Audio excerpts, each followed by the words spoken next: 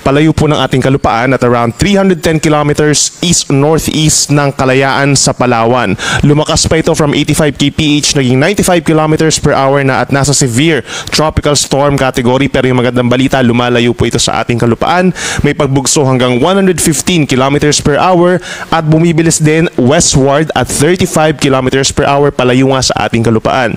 Asahan pa rin yung trough o yung outer part nitong si Bagyong Verbena, nakakaapekto pa rin in some areas of Mimaropa and Calabarzon as well as itong Zambales and Bataan areas. Habang silangang parte po ng Luzon, meron po tayong shear line o yung banggaan po ng mainit at malamig na hangin. Itong mainit na hangin, easterlies po, yung malamig na hangin, northeast monsoon or amihan. So yung shear line yung boundary po niya at nagdadala ng malalakas na mga pag-ulan. Wala po itong kinalaman kay Bagyong Verbena dito sa may Cagayan Valley, Cordillera Region, Aurora at mga kalapit pa na mga lugar.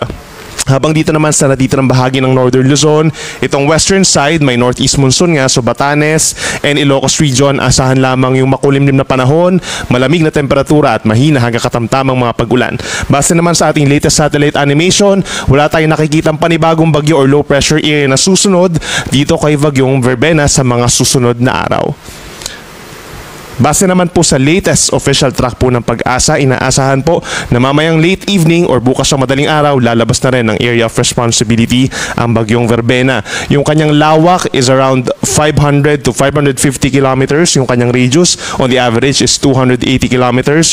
So kung susumahin po natin yung kanyang lawak, hindi na nakakaabot dito po sa ating kalupaan itong bagyo. No? Subalit patuloy ang pag-approach niya dito sa may Kalayaan Islands, itong mga isla po na sakop ng bansang Pilipinas. At exit nga po niya is either tonight or tomorrow early morning. However, kapag ito ay nakakaapekto pa rin po dito sa may Kalayaan Islands, magpapatuloy pa rin yung issuance natin ng bulletins at magkakaroon pa rin tayo ng track regarding dito kay Bagyong Verbena kahit makalabas ito ng ating area of responsibility bukas.